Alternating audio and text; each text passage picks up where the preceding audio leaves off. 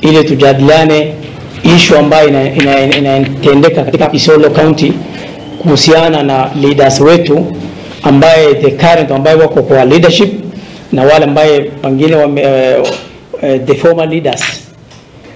So hii ndio tumeona si kunyamaza, tuachilie watu endelee hivyo, inakuwa ni jukumu kubwa ambayo tuliwacha na Mwenyezi Mungu atatushika kwa hiyo jambo. Katika Qur'an matusi haikubaliwi na katika hadith haikubaliwi, na nyinyi ni Waislamu, na wakati mnaingia kisiasa, wakati mnaapishwa na kitabu ya Qur'an, na hiyo Qur'ani mnapuuza.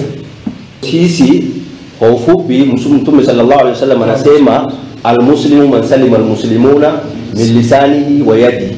Muislamu wa kweli ni yule mtu ambaye anasalimisha wengine na mdomo wake na ulimi wake na mkono wake. Kwa hivyo nyinyi kama viongozi tumewaamrisha kutoka leo kama viongozi ya dini, hii maneno ikome na hatutaki kusikia tena. Na wale wengine ambao wanaendesha kama vile bloggers, wale ambao wanaongea katika social media kuwakilisha viongozi ati wanatusi wengine kwa niaba fulani, pia tumewaeleza wasimamishe. Hiyo kaginya ya kaunti ni ya Githumo.